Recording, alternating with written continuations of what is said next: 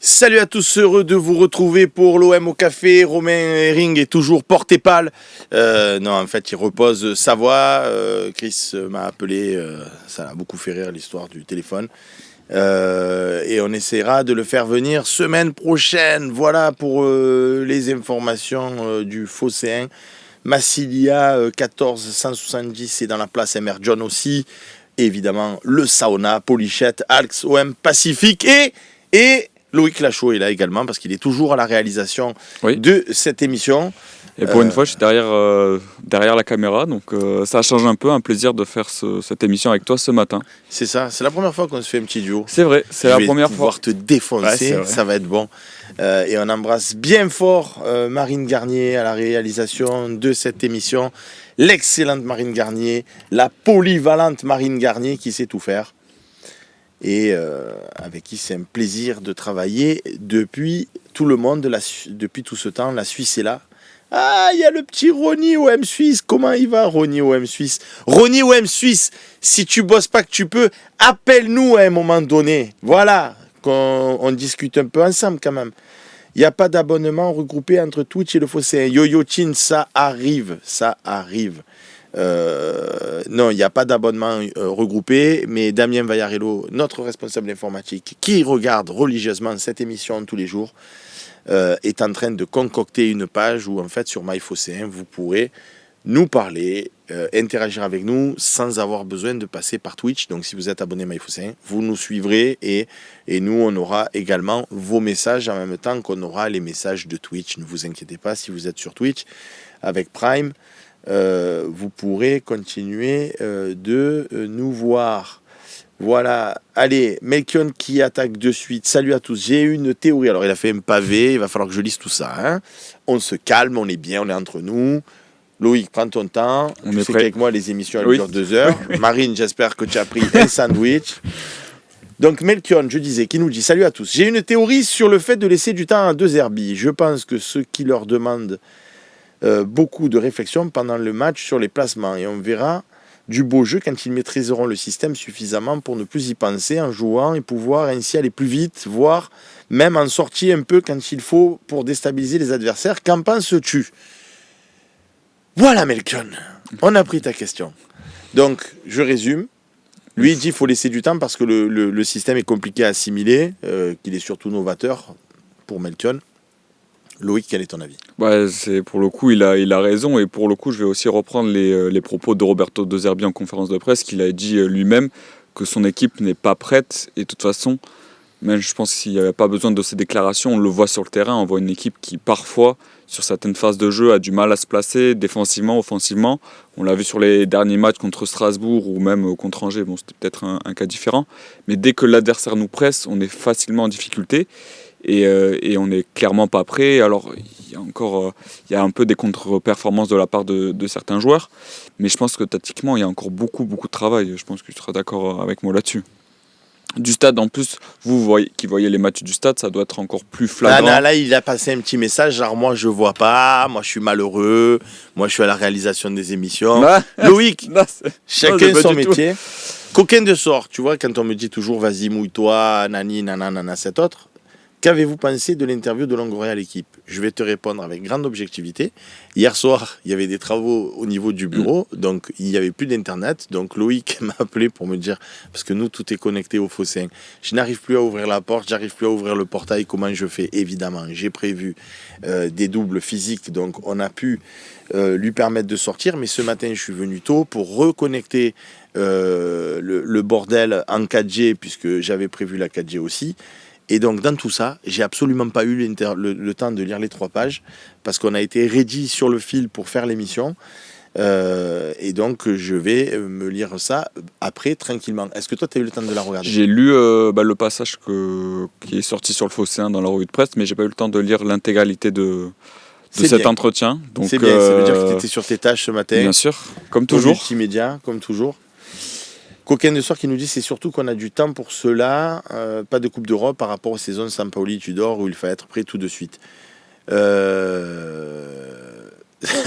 Massilia 1470 qui nous dit Roberto De Zerbi, démission, on arrête la mascarade. Non, je déconne, c'est pour te chauffer un peu le boss. Mais moi, je suis un peu d'accord avec toi, j'en ai marre de cette... Non, je déconne aussi. Mais par contre, là où je suis pas d'accord, c'est que... Enfin, je suis pas d'accord. C'est pas une histoire de pas être d'accord. Je pars du principe que si vous voulez, si Loïc, moi, Canut, Rohering et Slim, on va se faire un five avec des potes, que Max vienne nous coacher en disant les gars, ça serait bien que Loïc tu décroches pendant que Slim il prenne la profondeur. Et bon, ok, on n'est pas des spécialistes, on sait jouer au ballon. Moi j'ai joué minot, j'étais plutôt pas mauvais. Mais là, si je devais rejouer, comme explique des. Là, on parle de joueurs professionnels, Loïc. Je veux dire, pour leur dire aux mecs, vous allez venir là, toi tu te mets dans l'intervalle et tout. Alors je sais que les mecs, ils n'ont pas fait des études d'ingénieur, mais je pense pas que pour se placer sur un terrain de foot, il y ait besoin d'avoir fait Polytechnique. Donc à un moment donné, je pense que ça vaut pour les matchs amicaux pour moi de préparation, ou quand on dit, bon ça va, c'est des matchs de prépa, bien sûr, il faut le temps. Là, ça fait le 5e, 6e, 7e match.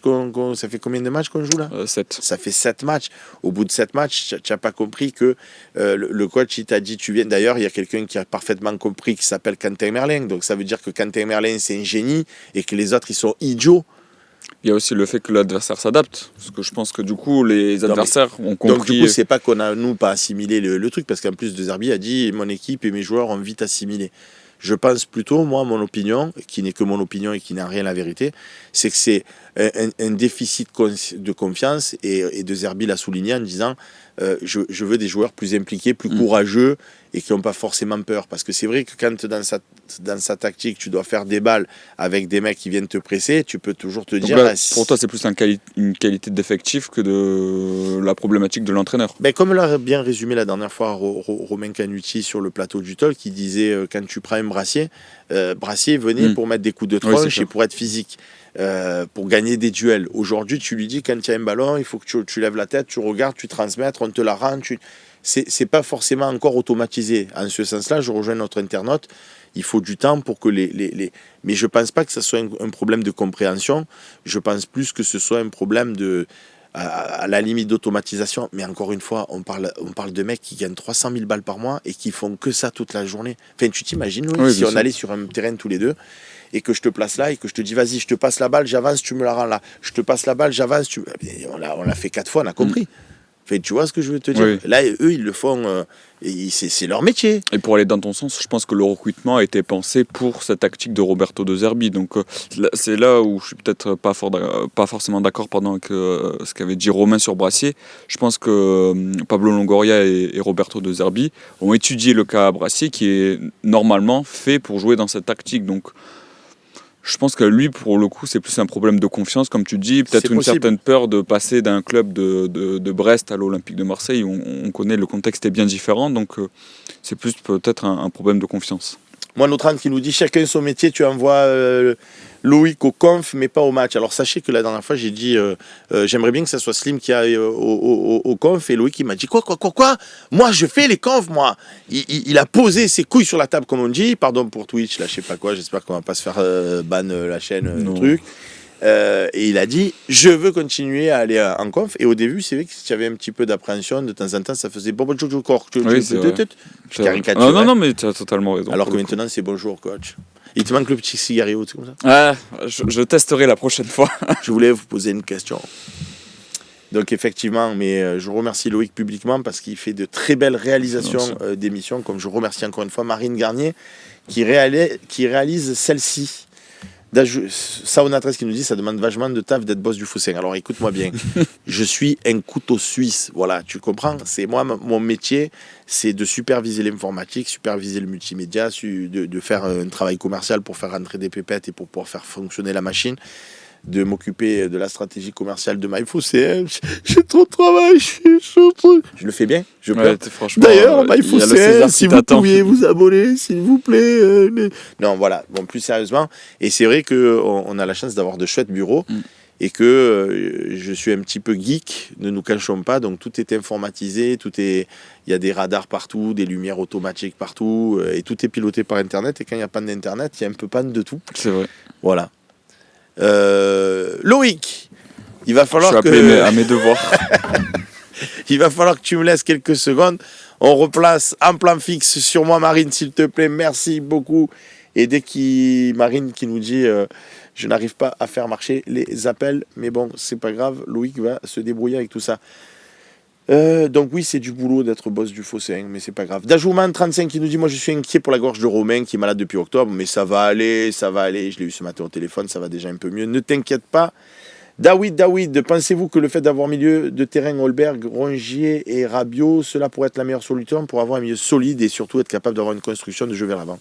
Moi je pense, David 13, que cette configuration, elle serait très précieuse pour les matchs contre, tu peux même mettre Rabiot, Kondogbia et Holberg aussi, dans les configurations de matchs contre Monaco, contre Paris, où tu auras besoin d'avoir une certaine maîtrise au milieu de terrain. Après, la vérité, mon ami, c'est que quand tu joues contre Angers à domicile, qui sont tous derrière, tu n'as pas besoin d'avoir Rabiot, Holberg et Kondogbia. Mais oui, ton idée est bonne pour des matchs qui sont un peu plus denses au milieu de terrain contre des adversaires qui sont un peu plus costauds. Après, est-ce que le Roberto il jouera comme ça? Je ne sais pas. Jalabert, 3000, non, T13000, pardon. Pas prêt, normal, nouveaux entraîneurs, nouveau championnat pour lui, 80% de nouveaux joueurs. C'est sûr, lui aussi, il doit s'adapter à tout le monde. Non-off, GN, certes, mais du coup, les joueurs ont été choisis par De Zerbi, donc problème de QI, foot dans le recrutement. Mais non, mais c'est pas ce que je disais. Je dis pas qu'ils sont un problème de QI.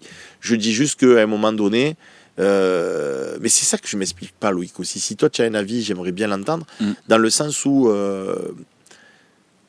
si moi j'avais vu le match à Angers, le premier match de la saison, tu vois le match à Angers au Vélodrome par exemple, tu vois ce que je veux te dire, ou le match de Strasbourg, c'est-à-dire tu te fais un peu manger.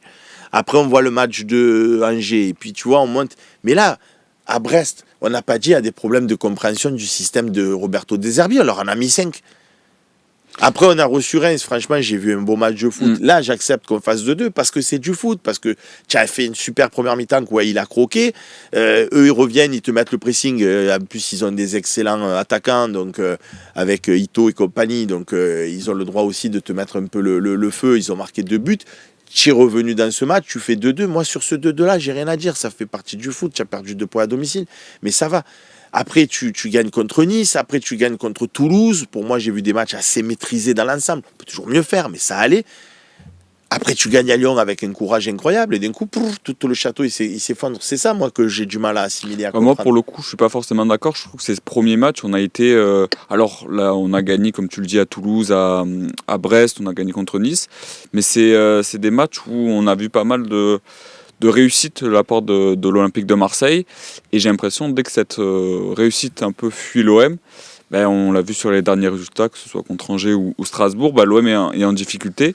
Et au final, à Brest, on met 5 buts, mais on se souvient de la stat, 5 tirs cadrés, 5 buts. À Toulouse, il y a l'expulsion qui aide aussi un peu l'OM a remporté ce match, mais on se souvient du premier quart d'heure assez difficile. À Nice, contre Nice au Vélodrome, c'est un match assez équilibré et peut-être que même Nice a peut-être les meilleures occasions de la rencontre. Donc je pense que alors c'est des victoires, donc elles sont méritées, mais il y a quelques points noirs et là ça fait 2 matchs. Je trouve que ces points négatifs sont un peu mis en exergue et j'attends de voir sur d'autres matchs. On va voir au retour de la trêve contre Montpellier déjà, qui est aussi un adversaire que l'OM devrait maîtriser totalement, voir si certains de ces points négatifs ont été réglés. Mais je trouve qu'on a eu beaucoup de réussite sur les premiers matchs de championnat. Eh bien, je ne partage absolument pas ton avis. Je comprends. Tu sais pourquoi je te dis que je ne partage absolument pas ton avis ?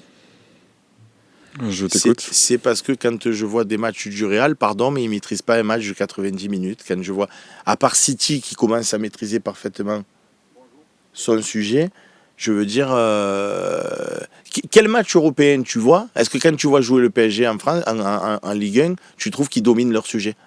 Tu trouves que les autres, ils n'ont aucune action, ça n'existe pas. Moi, ça me fait sourire quand on me dit, oui, contre Nice, quand même, les autres, ils ont eu des occasions. Mais pardon, quand je vois jouer le Bayern en Allemagne, les autres aussi, ils ont des occasions.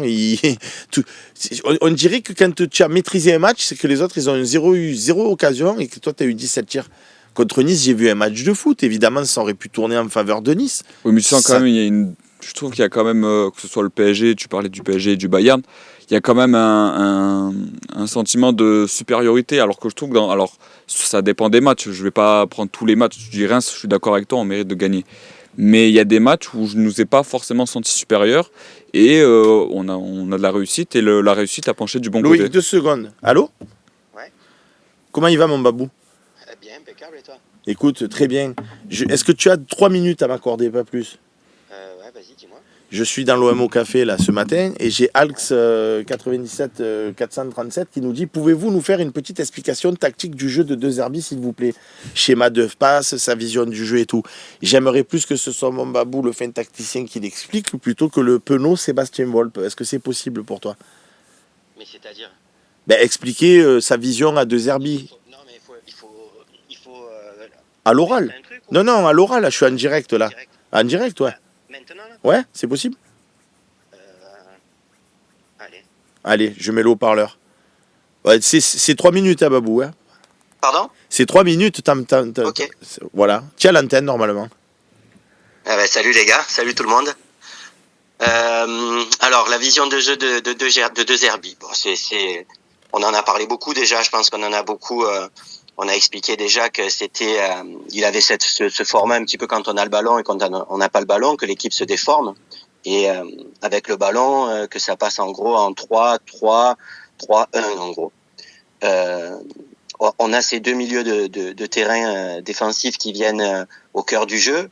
Et en fait, dans les principes qu'il peut avoir, et je pense qui se sont vus encore contre Angers, et qui peut cristalliser des fois un petit peu de frustration pour les supporters, c'est qu'en fait, il veut fixer dans le cœur du jeu pour pouvoir exploser sur les côtés et avec un circuit à une touche de balle en 2-3 passes, pouvoir mettre en orbite, on va dire, Greenwood ou Luis Enrique sur les côtés. Et qui vont se retrouver dans des 1 contre 1 et pouvoir faire des différences.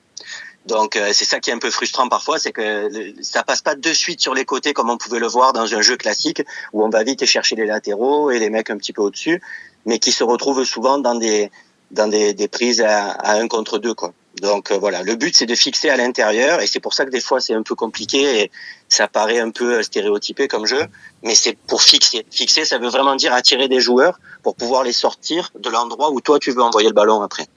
Alors ça j'ai parfait je profite de t'avoir 2 minutes et on te libère, t'inquiète pas Fabrice. Moi, ce que je comprends pas, j'ai bien compris tout ce que tu as expliqué, mais j'ai préféré que tu le verbalises de manière brillante comme tu l'as fait, et je te remercie. Moi, ce que je comprends pas, Fabrice, c'est que quand tu joues contre Toulouse, que tu as 11 contre 10, que tu joues comme ça, parce que tu sais que Toulouse va venir devoir te chercher malgré qu'il soit en infériorité numérique, donc que le Balerdi passe à Brassier, qui passe à Morillo pour faire sortir, comme tu l'as expliqué, c'est une chose et je l'entends. Mais quand tu es contre Angers au stade Vélodrome, que les mecs qui viennent de marquer un coup franc qui sont 1-1, Balerdi peut lui faire 70 millions de passes à Brassier. Les autres, ils viendront pas te chercher. Donc, il n'y a pas un... Je ne sais pas si on peut parler de plan B, mais il n'y a pas une autre optique à avoir à ce moment-là pour aller peut-être presser plus haut, pour pouvoir, tu vois, plutôt que de rester braqué sur un attaque qui sorte et tout ce que tu as judicieusement expliqué. Je ne sais pas si ma question elle est claire, Fabrice. Ouais, c'est clair, mais après, c'est moi peut-être qui tout à l'heure, quand j'expliquais le circuit de passe, c'est pas vraiment de dire que les autres doivent sortir. En fait, c'est plutôt... quand on cherche Højbjerg et Kondogbia, on va dire que c'est Højbjerg et Kondogbia pour l'instant, les milieux défensifs. Quand on cherche ces joueurs-là, on voit qu'il y a des milieux de terrain qui sont là dans le cœur du jeu pour être au marquage de ces joueurs-là. Si ces joueurs sont libres et peuvent avancer, ils vont continuer à avancer petit à petit. Et en fait, le but, c'est pas tellement qu'on vienne nous chercher, c'est que quand je dis fixer des joueurs, c'est fixer les milieux adverses sur Højbjerg et sur Kondogbia. Et plus tu vas avancer, si personne vient te chercher, tu vas monter un peu plus haut. C'est ce que fait Balerdi en avançant petit à petit. Et à un moment donné, l'équipe adverse va bien être obligée de venir sur Højbjerg et sur Kondogbia. Et c'est dans ces moments-là qu'après le jeu va éclater en 2-3 touches, en une touche de balle, en 2-3 passes. pour pouvoir partir sur les côtés. Mais j'ai justement pour jouer contre des blocs bas. C'est ce système-là, c'est ce que fait Arsenal, c'est ce que fait City, c'est ce que font des équipes qui sont habituées à jouer contre des blocs bas parce que la plupart du temps, on se retrouve contre ça, quoi. C'est pour ça que ce jeu-là, il s'explique comme ça. Mais après, je reconnais que dans la vision qu'on peut en avoir, on a l'impression que c'est quand même un peu stéréotypé, que les équipes adverses ont compris le principe, quoi. Et dernière question ultime, et je te libère. Comment tu expliques, toi, qu'on a l'impression que cette équipe de l'Olympique de Marseille a un déficit de confiance, alors que tu entames ta saison avec un 5-1 à Brest, que tu as un petit accro sur Reims, mais c'était un match correct quand même. Tu gagnes Nice, tu gagnes Toulouse, tu gagnes Lyon à 10 contre 11, et d'un coup, bon, alors après, il y a cet incident de parcours à Strasbourg, mais bon, tu peux pas tout gagner, même je le mettrai à part, moi aussi, ouais. Voilà, c'est même avec Papin, Waddle, tout ça, j'ai déjà vu l'OM perdre, hein, même eux ne pouvaient pas tout gagner. Par contre, à Angers, c'était quoi ce non-match, Babou? Ou enfin, pas ce non-match, mais cette crise de confiance, alors que franchement, tu es à 3 points du leader, tu fais un beau début de saison, la dynamique est vertueuse, tu n'es pas dans le dur comme avec Marcelino l'année dernière, et tu as eu l'impression d'avoir des joueurs qui avaient peur. D'ailleurs, c'est ce qu'a dit De Zerbi en conférence de presse. Toi qui as joué au foot à un bon niveau, comment tu peux... Et je pense que c'est symbolisé par Greenwood, qui était on fire, et qui d'un coup, tu as l'impression qu'il bafouille son football, tu vois ce que je veux dire? Ouais, ben c'est compliqué parce que quelquefois ça tient à pas grand chose, mais le fait de jouer au Vélodrome, on a déjà eu des années comme ça où les joueurs étaient un petit peu en dedans quand ils étaient au Vélodrome. Mais moi je pense surtout que on est sur de cette rotation qu'on a depuis le début de l'année avec ces joueurs qui n'ont pas tous pu jouer un coup en défense centrale, un coup au milieu, l'histoire avec Merlin aussi qui finalement ça fait plus de mal que ce qu'on le pensait. Je pense quand même qu'on a quelques joueurs, je pense que vous en avez parlé plein de fois dans les émissions, mais sur lesquels moi j'ai commencé à avoir quelques doutes. Et le jeu qu'on met en place, on a besoin vraiment d'avoir des joueurs très techniques. Et par exemple, Brassier, on en parlait l'autre fois, sur les sorties de balles, on a des joueurs qui commencent à se sentir, on l'a vu quand il est rentré, Brassier, qui commencent à sentir qu'ils sont pas super à l'aise. Et le jeu exige ça. Le jeu de De Zerbi exige quand même d'être vraiment à l'aise et de pouvoir porter, quelquefois même, de pouvoir dépasser la fonction. Et on a quelques joueurs, je pense, qui sont assez fragiles. Même s'il a été quand même pas mal, mais Ulysse Garcia, Brassier, c'est pas Merlin, quoi. Et il nous manque quelques positions, j'ai l'impression, où vraiment on a besoin de joueurs très techniques, et c'est pas le cas. Donc on ronronne un petit peu dans notre jeu, parce que les adversaires ouvrent le jeu de ce côté-là à chaque fois. Ils vont pas chercher de ce côté gauche. Je comprends. Babou, écoute, ça serait un régal de parler avec toi toute l'émission, mais je t'ai pris à froid et en traître, donc déjà, merci de t'avoir répondu. Non, parce que Nonov, il nous dit, donc on a un problème de casting, mais si je commence à te relancer sur toutes les questions, on est là jusqu'à midi. Je t'embrasse bien fort, Babou. Tout le monde te remercie dans le chat, et excuse-moi de t'avoir dérangé. C'est moi qui vous remercie, les gars. À bientôt. Ciao. À bientôt, Babou. Bise. Voilà, on n'a pas sur le même problème de qualité peut-être dans l'effectif. Ben, c'est ce qu'ils pensent, c'est ce qu'ils pensent. Après, moi, je pense qu'éventuellement, j'avais essayé d'appeler Max qui me dit je suis à la colline, je capte pas. C'est pas grave, Maxou, on a eu Babou. Voilà. On continue, Babou au top, évidemment qu'il est au top, le Babou. Massilia 1470, on espère tous le retour de Merlin. Est-ce que ce n'est pas inquiétant d'être aussi dépendant d'un joueur? Qu'en pensez-vous, Loïc et Boss? Allez, vas-y, à toi la parole. Je trouve qu'on n'est pas forcément dépendant. C'est un bon joueur quand t'as Merlin, mais comme tu le disais hier dans l'OM au Café, on se souvient de ses premiers pas. Au début, on n'était pas forcément convaincu par Quentin Merlin. Alors là, avec Roberto De Zerbi, il a beaucoup progressé sur certains points. Mais je pense qu'on n'est pas dépendant de Quentin Merlin. Alors oui, c'est un vrai manque, mais je pense qu'il y a des matchs où on peut très bien s'en sortir sans Quentin Merlin. Et contre Angers, normalement, dans un match où l'OM est à fond, il n'y a pas normalement besoin de Quentin Merlin pour s'imposer. Donc je pense qu'il n'y a pas de dépendance à Quentin Merlin. Peut-être que les alternatives sont pas aussi bonnes. Et pour le coup, j'aime bien Ulysse Garcia, qui dans la mentalité a réussi à augmenter son niveau de jeu. Mais c'est un joueur de moins bonne qualité. Mais je ne pense pas qu'on soit dépendant de Quentin Merlin. D'autres joueurs peut-être, comme Højbjerg ou Greenwood, dès qu'ils sont contre-performants, l'OM est impacté. Mais je ne pense pas que ça soit le cas encore avec Quentin Merlin. Je ne sais pas ce que tu en penses.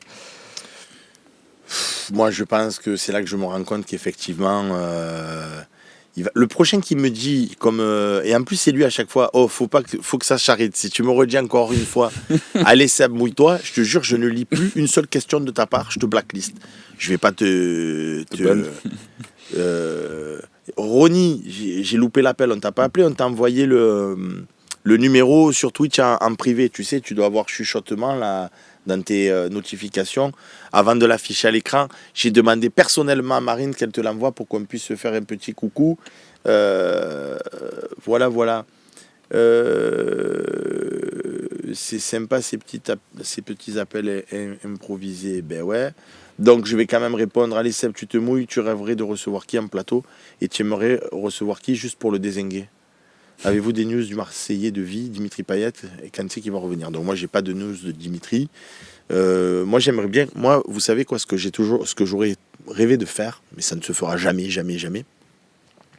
C'est un peu une espèce, tu sais, d'émission à la Bourdin où tu reçois il reçoit les hommes politiques avant face sur à RMC. face, ouais. Bon, maintenant il est plus sur BFM, sur RMC, je sais pas. Bon, bref. Et ouais, il est en face à face et il discute. Ouais, je vois C'est comme ça serait le kiff. Tu as Longoria, tu as De Zerbi, tu as Rongier, enfin je dis Rongier parce que c'était le capitaine l'année dernière, tu as Holberg, et là, tu es carte blanche, tu vois ce que je veux te tu peux dire. leur poser ce que tu veux. Comme lui, tu vois, que de temps en temps, dans certaines émissions politiques, il était là à dire oui, quand même, vous avez déclaré ça, est-ce que vous êtes prêt à vous excuser et tout. Comment ça, je vais m'excuser? Ah ben, excusez-moi, mais il faudrait vous excuser, tu vois. Et ça serait bien. Ouais. Ça parlait vrai. Là, le problème, c'est que c'est des footballeurs, c'est que tu as un groupe à bien faire vivre et tout, et que si tu commences à parler sans langue de bois avec Olbière qui te dit ouais, mais Kondogbia, il comprend rien. Je donne un exemple théorique, je dis pas que Kondogbia, il comprend rien, mais tu vois, Kondogbia, il répond ou Brassier, la peur, on lui a dit 10 fois. Après, quand ils vont se retrouver dans le vestiaire, ça va créer des problèmes. Ça va être le feu. Donc, c'est pas possible de le faire. Voilà. Mais sinon, ça me plairait effectivement d'avoir tout le monde en vérité. Parce que, mais même Amin Harit, parce que franchement, de sang-froid et en le regardant dans les yeux, je lui dirais Amin, moi j'ai toujours dit la même chose. Quand tu joues au niveau où tu as joué à Brest, tu es un monstre. Et un peu comme je le disais avec Dimitri Payet, qui de temps en temps était moins bon. Amin, pourquoi tu lâches pas ton ballon? Moi, je te rentre dedans tout le temps. Parce que tu es un joueur, quelque part, presque, que j'affectionne. Et je peux plus te voir parce que j'ai l'impression que tu te bonifies pas. D'année en année, on voit toujours le même jeu. Quand c'est que tu vas jouer à une touche de balle? Et est-ce que j'ai tort de te dire ça?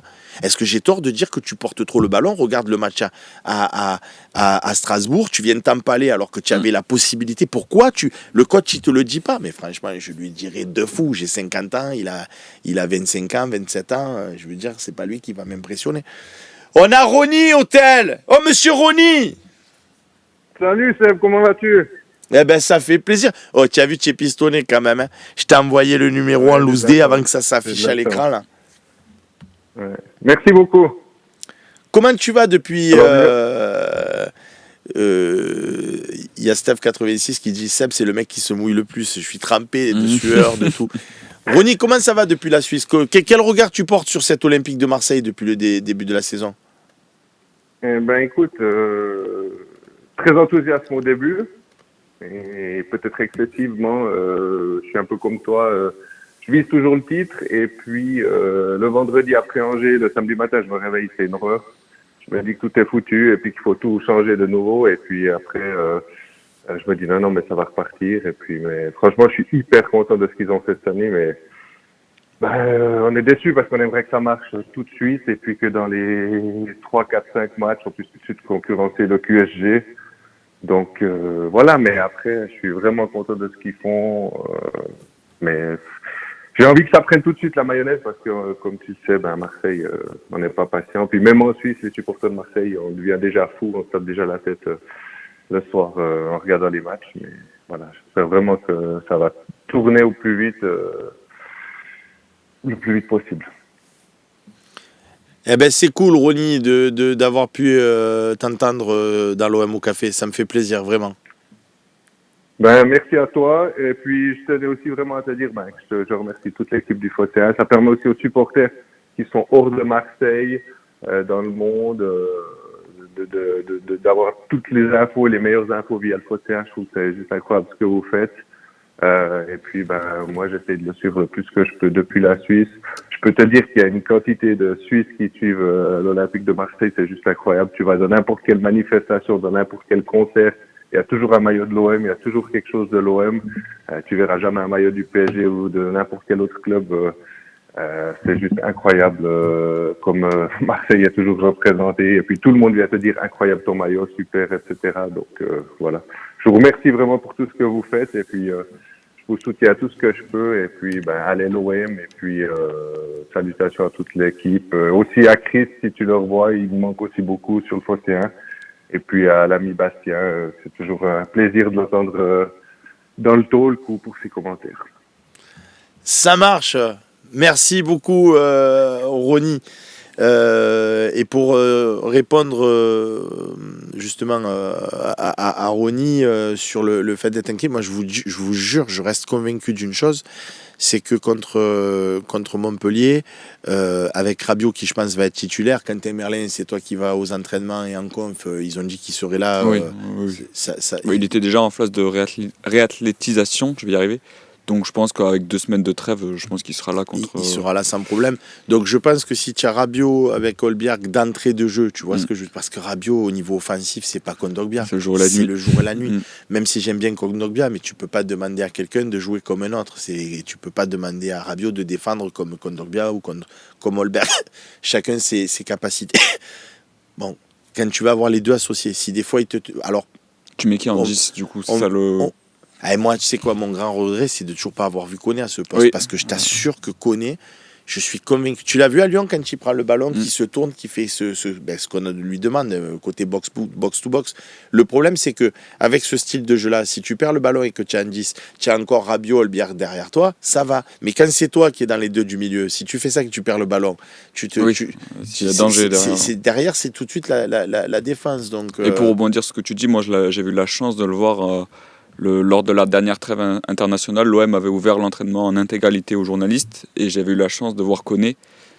Il a du ballon. Hein. C'est impressionnant hein, parce qu'il est. Alors il a un peu ce côté un peu nonchalant qui peut être négatif pour lui, mais balle au pied, c'est. Alors il n'y avait pas tout l'effectif, donc il y avait beaucoup de jeunes de l'effectif qui étaient présents, donc l'adversité est peut-être moindre qu'en Ligue 1. Mais techniquement, ça se voit, sans être un grand spécialiste du football, ça se voit qu'il a quelque chose de particulier et qu'il est bon techniquement. Faut que ça charite, c'est un running gag. Seb, c'est que du bonheur de te voir monter dans les tours. Je t'aime d'amour. Moi aussi, alors je t'aime d'amour. Nico Amskas qui me dit hors OM, quel joueur aimerais-tu recevoir? Franchement, hors OM, à part des anciens Olympiens, est-ce qu'il y a un joueur qui me ferait kiffer de le recevoir pour lui poser des questions? En fait, je poserais des questions sur le club, tu vois, il faudrait que j'ai une affiliation avec lui, donc à la limite, hors OM, Griezmann, parce que je pourrais le chauffer en disant Grisou, tu aimes l'OM, tu as vu Rabiot, il est venu, et tu as fait une carrière, vas-y, fais une année, juste une année avec nous, juste comme ça tu viens, on tape le PSG avec toi. Ouais, Grisou. On a Loïc, on va lui demander. Seb, est-ce qu'on a des infos sur Merlin et Koné? Merlin, on a déjà répondu. Koné, ça serait 2 à 3 semaines de blessure, donc ça peut être possiblement de retour contre Montpellier. Koné aussi? Possiblement. Après, c'est en fonction de comment il récupère de sa cheville.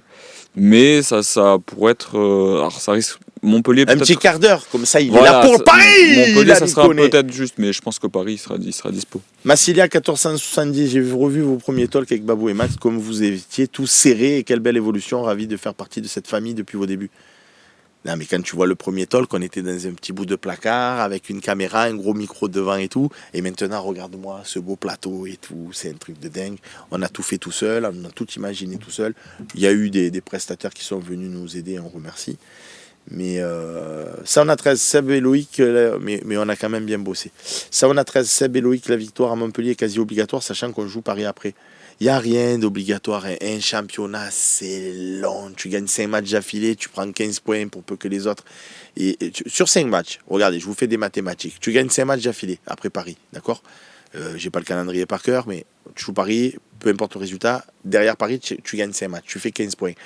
Si Monaco, sur les mêmes 5 matchs, ils font 3 victoires, 2 nuls, ce qui est beau, et ils ont perdu 4 points sur toi. Tu leur as repris 4 points. Mais pour le coup, je pense qu'il veut dire que Montpellier, une équipe qui est en grande difficulté depuis le début de championnat, je pense perdre des points contre Angers. Dis que je comprends rien, non, Loïc. Non, mais pas du vas-y, tout. Loïc. Non, mais je pense perdre des points contre Angers et contre Montpellier, ça ferait tâche pour... Attends, tu parles, mais Marine, elle suit pas. Marine, quand Loïc il parle, mets-le à l'antenne. Marine. Ah, c'est pas possible, ça. Depuis le début de saison. Vas-y, remets-moi, comme ça, je dis le numéro pour ceux qui veulent appeler, si tu veux. On se fait du pilotage. Vas-y, Marine, clique. Vas-y, Marine, reviens. Marine, est-ce que tu pourrais réafficher mon plan avec le numéro, je t'embête? Allez, participez au 33, plus 33, donc 01 87 40 12 08, je répète, au ralenti, 01 87 40 12, allez au téléphone et l'accueil du monde, 08.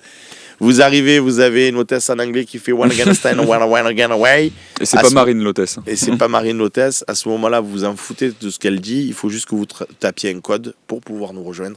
Et le code, c'est 362 092 833. Et vous faites le jazz. 362 092 833. Et vous faites le jazz. Tac. Nono VGN qui nous dit ça m'énerve quand le chat il repart tout seul, je te jure. Connais en 10, Greenwood en 9, Héros et Harit sur les ailes. Non, Greenwood en 9. Jamais de la vie. Non, je suis d'accord. Greenwood en 10 non plus. Moi, je voudrais pas le voir parce que sur ce côté droit, il percute, il revient. Ouais. J'ai pas envie de le voir en 10. On a Philou au téléphone. Oh, salut les copains. Comment il va le Philou? Bah, il va bien. Bon, je t'avoue que je me suis dit, il faut que j'appelle. Je vais encore appeler parce que là, Loïc en plus sur le plateau, c'est phénoménal là. Ah bah c'est gentil, merci. Merci Philou. Non, mais ça fait plaisir déjà on a échangé plusieurs fois, mais oui. En off et du coup de voir sur le plateau et tout, donc c'est cool, c'est sympa. C'est gentil. Ben oui, attends, je réponds à Jeff Deprast qui dit malgré la bonne démonstration mathématique, les points perdus ne se rattrapent pas. Il vaut mieux tenir que courir. Mais c'est mon ami Jeff Deprast. Si on pouvait tout gagner jusqu'à la fin de la saison, tu me dis où je signe. Je répondais juste à un copain qui disait obligation de gagner. Je dis non, tu n'es pas dans l'obligation de gagner. Moi, je te refais une autre démonstration mathématique. Si tu perds contre Montpellier et que tu perds contre Paris dans la foulée et qu'après le match de Paris, tu gagnes tous tes matchs jusqu'à la fin de l'année, tu es champion, c'est sûr. Donc, à un moment donné, il faut que tu atteignes un certain nombre de points, peu importe contre qui tu les prends, les points. Moi, je préfère les prendre contre les adversaires directs. Philou, tu nous as appelé, on t'écoute. Ouais, non, bah écoute, après, on peut développer sur plein de choses, mais là, ouais, j'avais envie de dire, moi, bah, par rapport à ce qui se passe là, on s'est eu Seb une fois sur le plateau de l'OM au café, j'ai eu aussi Slim une fois avant Strasbourg.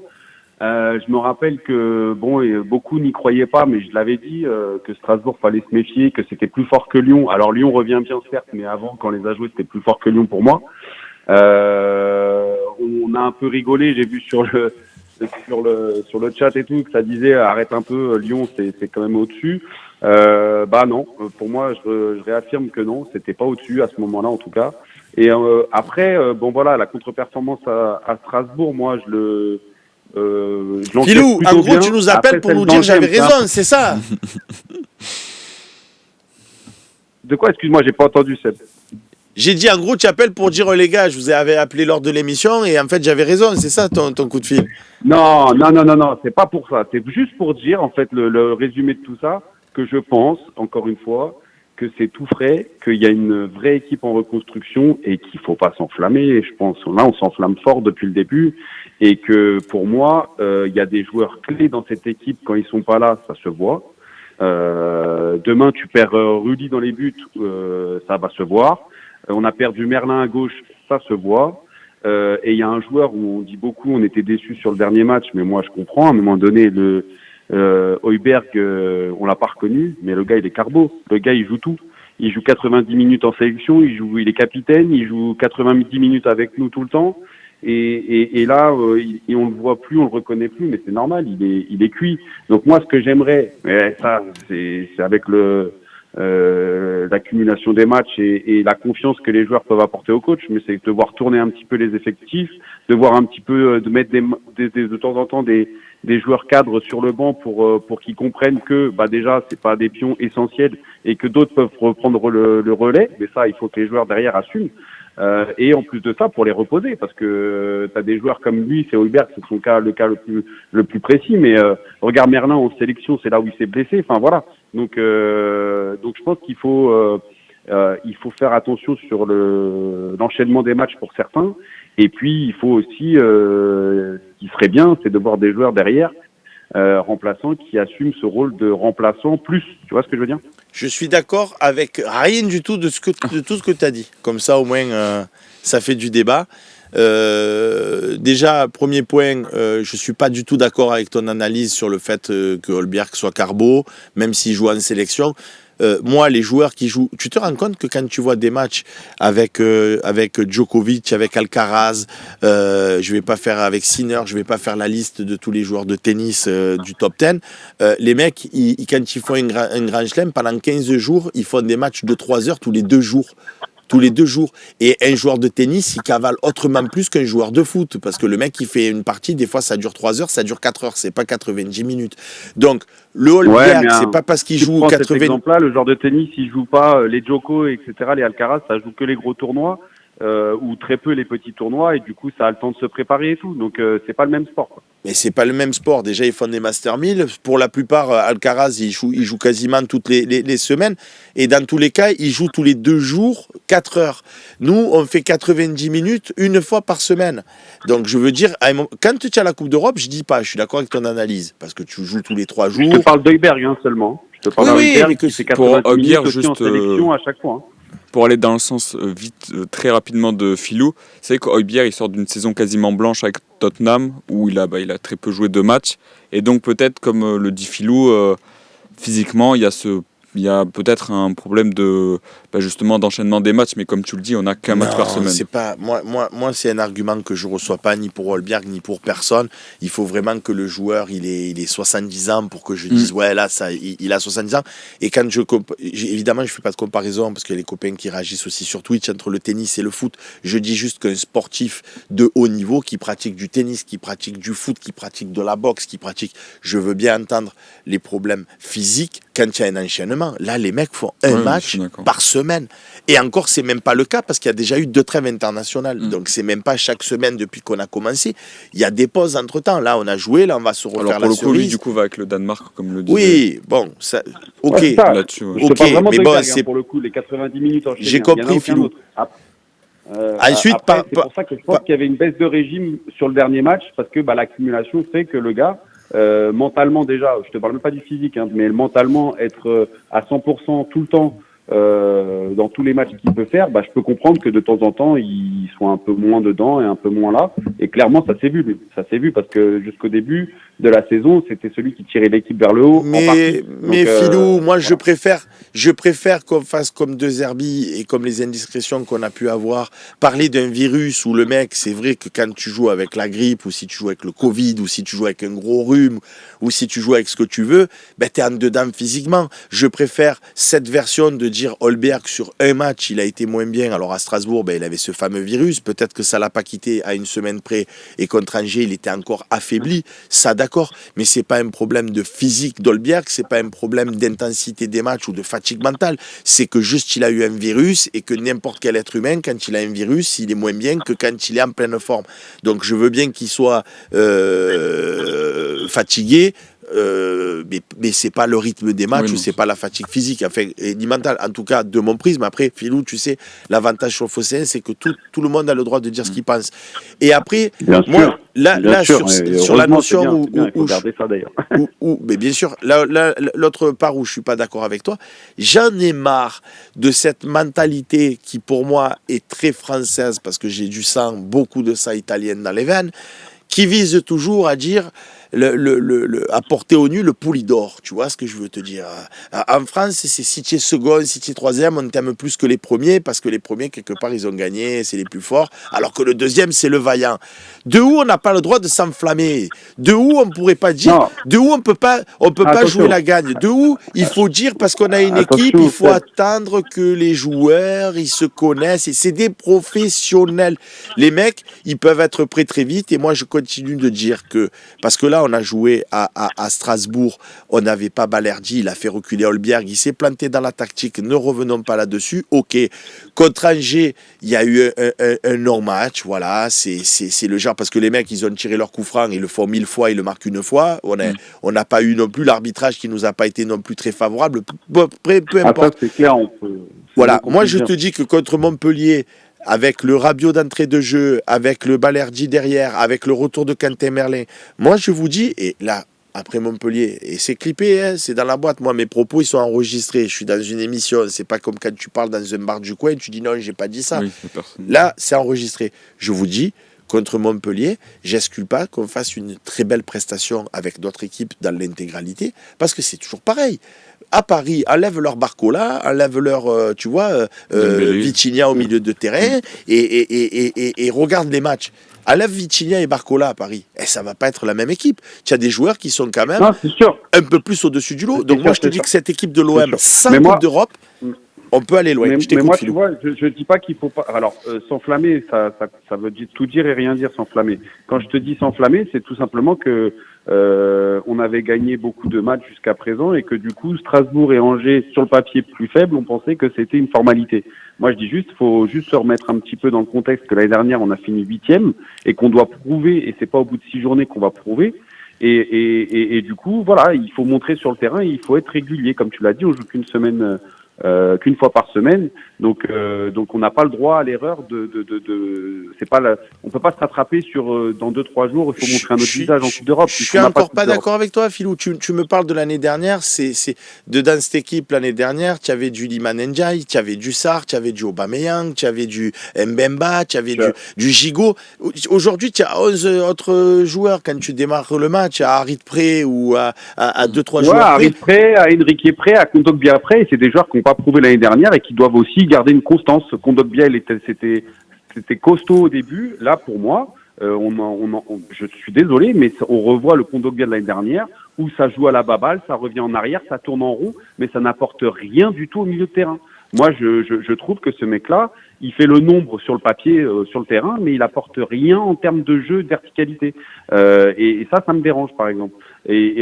Pour moi, c'est un petit peu le Kondogbia que j'aimais pas voir l'année dernière, alors que au début de saison, c'était différent. Il y avait un peu plus d'impact, d'impact. Enrique, pareil. Enrique, on en a fait tout un truc parce que Enrique, il revenait bien. Je suis désolé, et ça, c'est un reproche que je fais à De Zerbi parce que, lui, il est pas, même si c'est un très grand entraîneur qu'on a, je pense qu'il n'est pas parfait non plus. Et je pense qu'il y a des joueurs qui ont prouvé en rentrant qu'ils devaient avoir une place de titulaire et finalement ils se retrouvent à être remplaçants le match suivant. Je pense à Ro.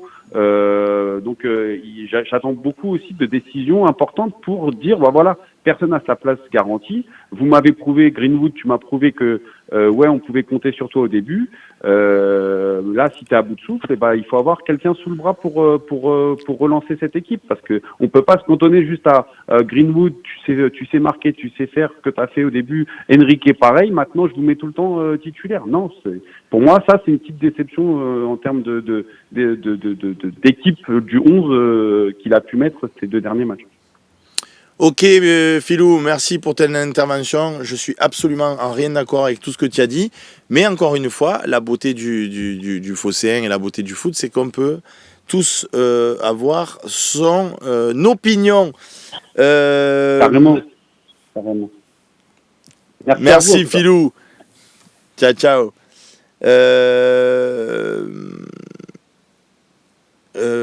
Il y a X là, Léo X, on appelle comment les gars? Ça fait quelques jours que j'ai envie de donner mon avis à AHA.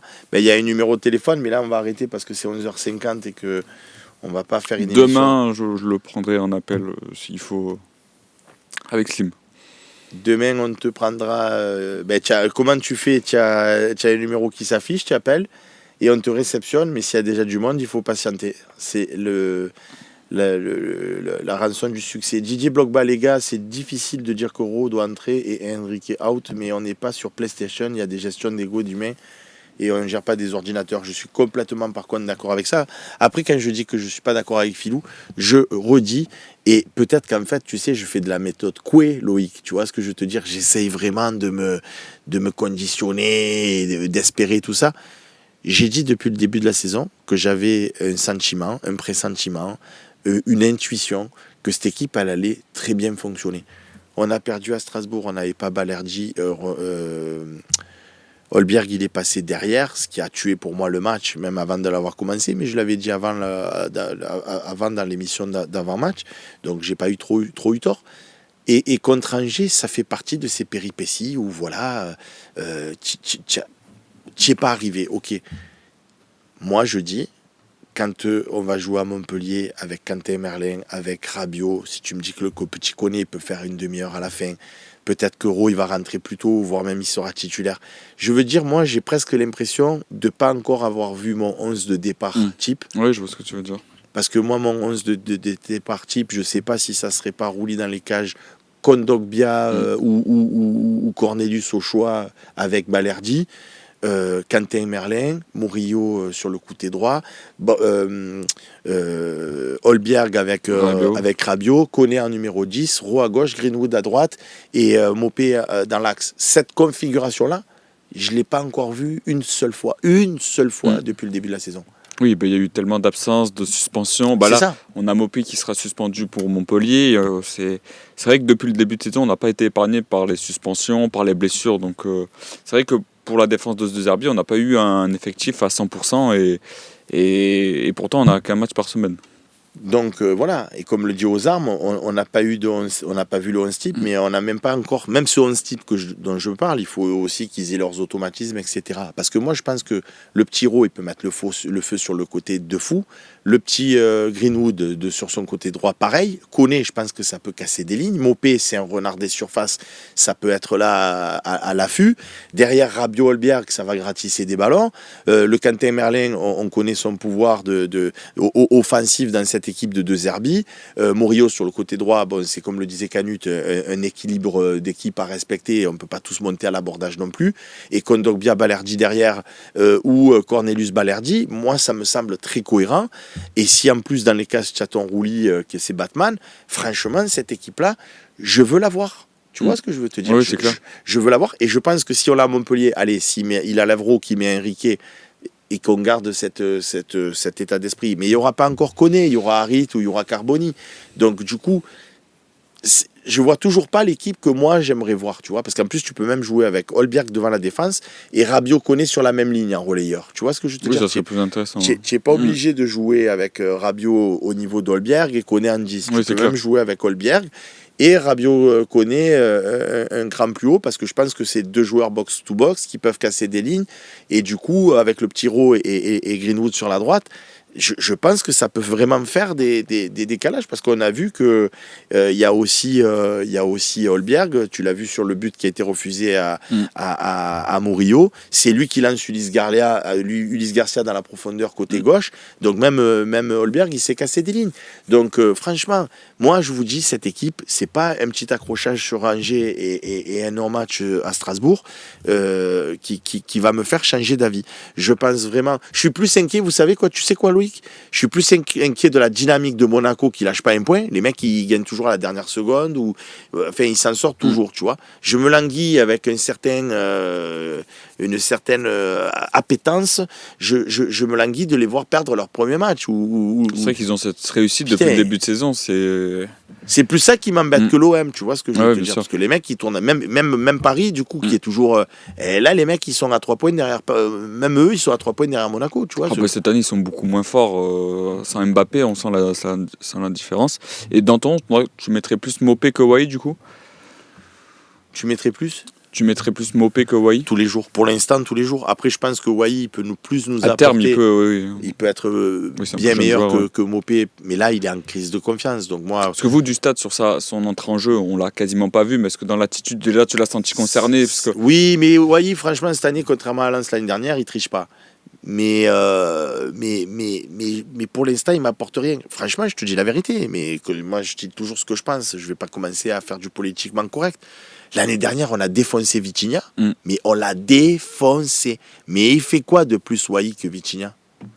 Pour l'instant, pas grand-chose. Je veux dire, on a massacré Vitinha, mais Wai, voilà quoi. Donc voilà. Mais pour Wai, personnellement, je pense que le déclic du premier, alors il a marqué à Brest sur penalty, donc c'est pas un but dans le jeu. Je pense qu'un but dans le jeu, ça peut le débloquer totalement. Il y a eu ces histoires d'affaires, de vidéos où il dit je jouerai jamais à l'OM, qui a été à l'OM. On sait que les supporters retiennent ça. Je pense que s'il arrive à marquer son premier but, ça c'est ce qu'on attend toujours. Ça, je pense que ça va le débloquer, mais comme tu dis, ce qui est inquiétant, c'est que dans le jeu, il arrive quasiment pas à se créer d'occasion, que ce soit à Strasbourg, à Lyon, c'était particulier, mais même contre Angers, sur les 30 minutes qu'il a eu, on l'a pas vu se créer d'occasion. C'est ça qui pose plus problème que Mopé, qui lui arrive en peu de temps à se créer des occasions. Voilà les amis, ça fait 11h55 minutes d'émission. Merci Loïc. Merci à toi. Alors tu vois, regarde, quand je te regarde et quand tu me regardes, il y a le retour. Tu vois qu'il faudra inverser pour qu'on se regarde, parce que du coup, on dirait qu'on regarde de l'autre côté. Le perfectionnisme. Eh oui, Loïc. Du coup, merci pour votre fidélité. Merci d'avoir été présent dans cette émission. On se retrouve demain. Vous retrouverez Slim, mais on se retrouve sur le Phocéen pour l'OM au café. Et moi, je vous le dis, on finira peut-être pas champion. C'est pas que je commence à mettre de l'eau dans mon vin. Mais moi, j'y crois cette année. Je sais pas pourquoi. J'ai un bon feeling, j'ai un bon pressentiment.